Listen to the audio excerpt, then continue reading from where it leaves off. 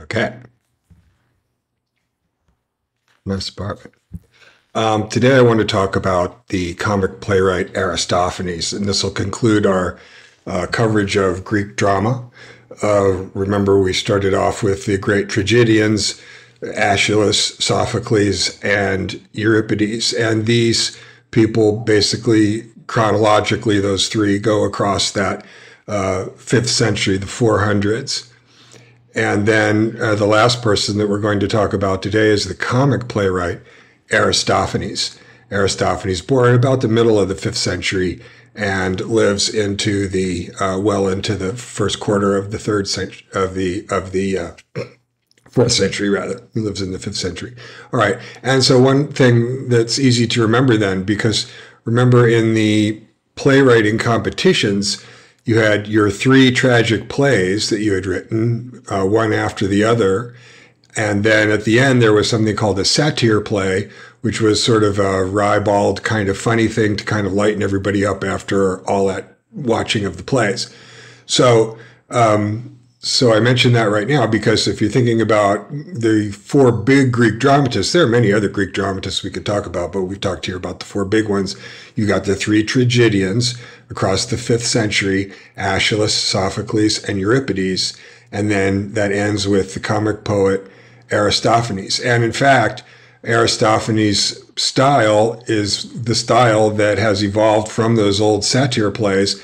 And that's something that we need to talk about in order to understand these plays and see several important aspects about them. So let us then begin our journey into Aristophanes. A wonderful person to know about, like Jonathan Swift, really. You want to have some connection with Aristophanes if you like satire and so on. Again, born around the middle of that century, that important 5th century, the 400s. Remember, Socrates is executed at 399. Aristophanes goes on and lives for another 14 years after that himself. Aristophanes and Socrates are contemporaries and they know each other, and the relationship between Aristophanes and Socrates is important. Anyway, as I was saying, you have these satire plays. Let me talk about that a little bit. Well, you can look at this slide because I'm talking about the same thing.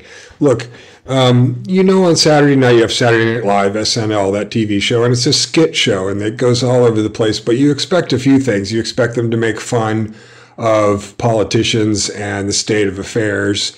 And then you expect certain other kinds of broad comedy, including some rude comedy. You do expect some that they'll shock you a little bit along the way, also part of the fun. These satire plays at the end of these long days of watching three tragedies in a row were like that. And they were a time to blow off steam, and they were like court jesters. So they don't always have a whole lot of narrative structure, or usually the narrative is something fantastic. People go flying off to Hades. People live up in trees. As I say, sort of like Jonathan Swift and Gulliver's Travels, the same kind of flavor to it. And so that's what's happening. And another thing about this, if you notice that last bullet point on the slide there, because this is sort of this, if you wish, I mean, this is a broad analogy, but if you think of Aristophanes' comic plays as sort of the Saturday Night Live of the late 5th century Athens, right, then obviously that's also a very, very rich source for us in terms of the attitudes that were had towards various popular figures and tensions between them and popular perceptions and so on. And I also think that the Greek comic plays and the satire plays, the old comedy as it's called, really are one of the best testaments to Athenian democracy. Another aspect of that, of course, is as with the television news parody shows, everybody knows that it's in fun, and part of the object of the game for the people who are mentioned is to be good sports about it and to show they can take a ribbing. Some of this is pretty rough stuff, but it's a small community, relatively speaking, and all of these people pretty much know each other, so that makes it very interesting. Okay, where's my little, there he is. And here again is a red figure vase of a satyr play, and with the panpipers. And notice the figure on the left with the snub nose and the high forehead. This is a satyr. They are man, half goatish sort of creatures. And that high brow and snub nose is a mark of a kind of buffoonish person. So that's a standard character on these Greek vases. So getting to what I was saying about these sort of political role of the playwrights, Aristophanes, by the way, was a bit of a prodigy when he published The Babylonians in 426. He was still very, very young. I believe he was in his very early 20s, right around 20 years old sometimes. So he was recognized as a big talent. As I was saying when we were talking about the tragedians, these people are very high status. They are considered the big entertainment stars, the playwrights are. They hobnob around with everybody else. They make a lot of money. So they are important people. And we can see Cleon comes after Pericles, and Cleon is the real leader of Athens. He's not very well liked. We have a story that on one of the military expeditions that Socrates was involved in, Cleon's own soldiers wouldn't go to rescue him. So he has a bad reputation as a sort of autocratic leader. He came after Pericles as sort of Mission Impossible, maybe. Anyway, it's not like these playwrights could say anything they wanted to. The very young Aristophanes published the Babylonians, in which he attacked Cleon, the ruler, and he attacks him by name. Cleon will be a character in these plays. Cleon is a character in several of Aristophanes' plays, the real Cleon. Well, Cleon tried to stop it. He brought him up in front of the Senate for slander. Now, notice the way it works. They don't have any Justice Department or anything. They just have this big Athenian Senate where every Greek male citizen can go down and propose things and vote. So when Cleon takes Aristophanes to court for slander for his treatment of him in a play, he's doing it as an individual. I mean, he doesn't have any particular rights as being the leader of the society. On the other hand, he is a dangerous autocrat. In the play, The Knights, he's trying to prove himself with his rhetorical gifts, and somebody says, well, any sausage peddler could do better than you. And he starts to get mad, and a sausage peddler at that moment walks randomly by, and then they get into the rhetorical contest, which of course Cleon loses, and then he is set upon by the crowd and beaten. Again, think Saturday Night Live. These are popular entertainments. Very cathartic thing to watch a play where the king of Athens, the sitting king, is in fact beaten by the crowd, and you're sitting there laughing. As I say, it's a testament to, I think, some of the cosmopolitan sensibilities that they had. But Cleon was a dangerous person. Athens wasn't that safe of a place. There were assassinations, as well as people getting exiled and executed and all kinds of stuff. Not only did he not win his case against Aristophanes for the Babylonians, but in fact, he was roasted mercilessly 2 years by Aristophanes, who had even said in the play that he did in the year between that he was going to go get Cleon in his next play, which he does. And not only that, but the public, the theater-going public, gave the play The Knights, where he gets beaten after losing to the sausage peddler, the first prize. Aristophanes took home first prize. So that was a real, thumb in the eye of Cleon. Remember, Cleon is the sitting head of Athens in real life at this time.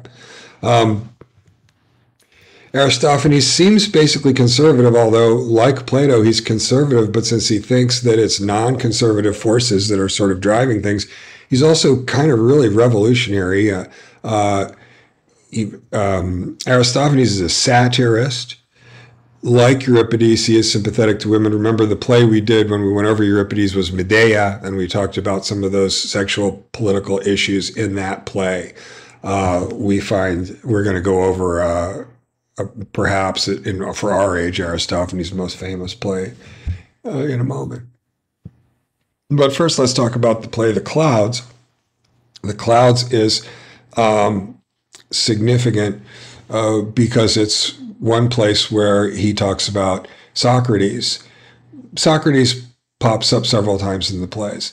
Another thing, Aristophanes and Socrates are roughly contemporaries. They're about the same age. They know each other.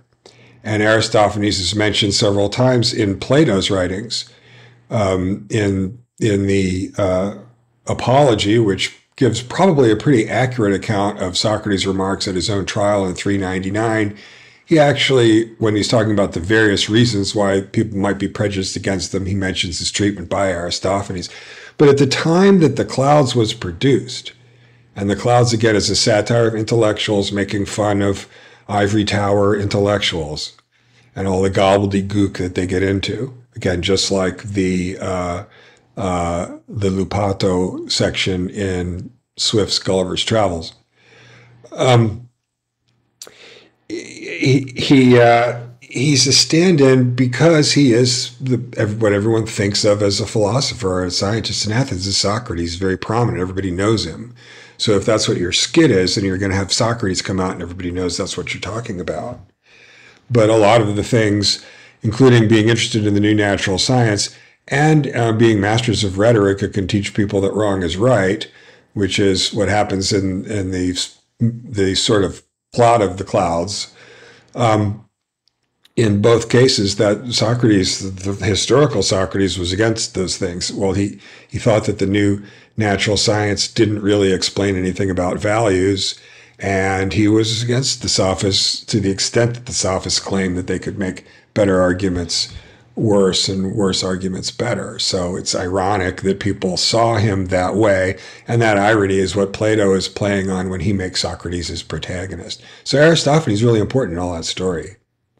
This is actually a woodcut, probably from the Middle Ages sometime, but there's Socrates in The Clouds up in his basket so he can get up higher to the heavens. In Jonathan Swift, the intellectuals stand up on top of columns so they can be higher up towards the heavens. So we see that Aristophanes is engaging with the king Cleon in his first plays. He also, in a satirical manner, so he's satirizing the political leadership. We see him satirizing the intellectual class in The Clouds. And now we'll look at another first place winner for him, The Frogs. He liked Euripides, but the thing is, like with Socrates, the thing about Aristophanes is if he likes you, he makes fun of you a lot. And so the vision that we get from looking at his plays can be a little bit rougher. And so a lot of these people were his friends. He was a lot younger than Euripides, but he admired Euripides very much. And in fact, the idea of the Frogs is that Dionysus, who is in Aristophanes, Dionysus is a kind of clownish figure who wears ridiculous outfits, and his servant Xerxes is actually the one, like Sancho Panza with Don Quixote. The servant is actually the one that's got a little common sense and manages to get them through things. But in any event, everyone's so unhappy with the drama, it's all so boring and bad, that Dionysus goes down to Hades to get Euripides and bring him back so he can write more plays. When he gets there, it turns out that they're sitting at Satan's table, and the question is, who's the best tragic poet in Hades? And they're having a sort of shout-out contest with lines from their poems, from their real poems. Of course, Dionysus went down there to get Euripides, but Euripides loses, and Aeschylus then is the one who's going to go back with Dionysus. And not only that, but as they leave, Aeschylus says Sophocles, not Euripides, will be the new number one. So tough cheese for Euripides there. And the title of The Frogs is kind of nice. I mean, that they're all sort of frogs croaking around the Mediterranean. They're like, human cities are like frogs around the pond. Nice little existential touch from Aristophanes. And again, you see on the right here, that's another one of the satyr figures. Notice that big brow and the little snub nose, and he has a tail. And these are these kind of animalistic characters. And then that's Dionysus, the Aristophiclean, I don't know, Dionysus. Notice he's got a kind of ridiculous outfit on. He's always wearing these strange outfits that clash the headgear of one kind of person and the dress of someone else, because he too is kind of a crazy figure of fun.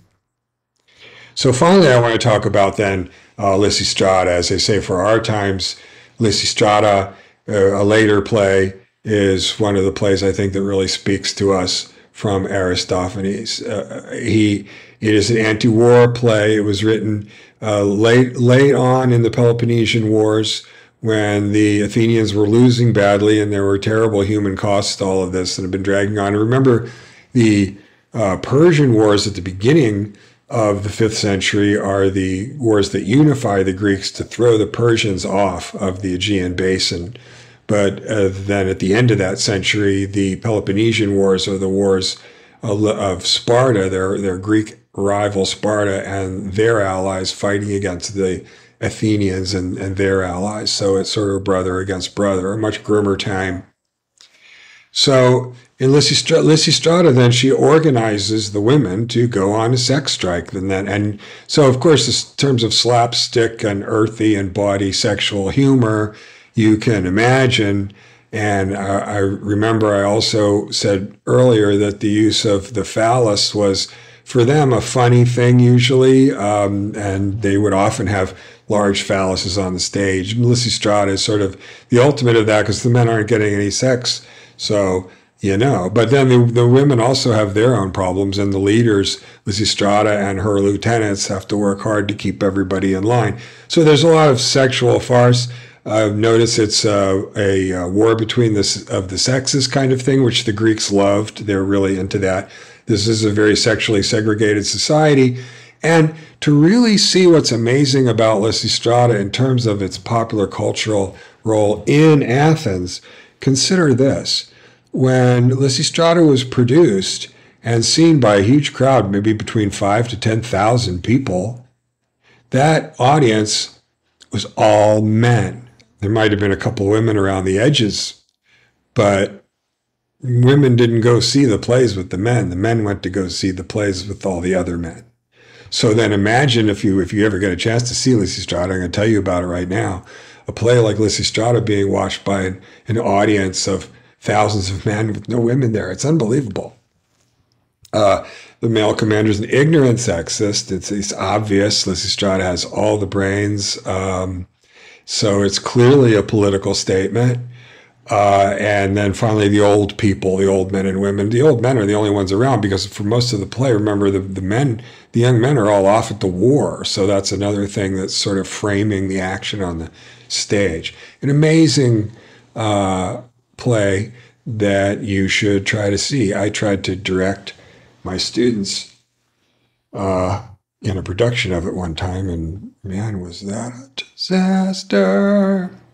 Anyway, here is Lysistrata between the men and the women. When you see the soldiers with those shields and that mohawk headdress, those are hoplite Greek infantrymen, ordinary citizen soldiers. Appears to be a little male angel flying around above him. I don't know what that's all about. And here's Lysistrata and her lieutenants hanging out, figuring out what to do. Look at the beauty of the line in those figures. Unbelievable. A scene from a production of Lysistrata. As I said, you should always, if ever you see that, you might be able to see one. Here the women all take their vow to not have sex with the men until the men stop the war.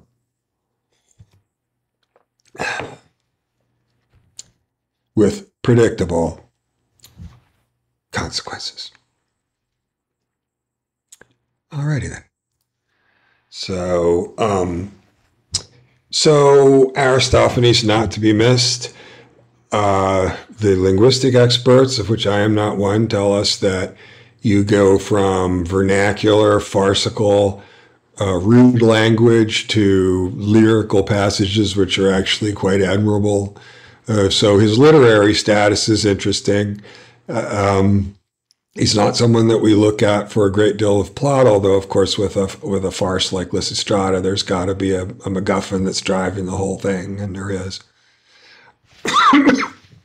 So we will now move on to some other matters, but as we bid this adieu, I would say you've got Greek mythology, then Greek drama, and these two sources are just endlessly important sources in terms of understanding the whole course and nature of European literature, no doubt about it. So anyway, enjoy finding out more about Aristophanes, and I will talk to you on Friday, actually. Okie dokie.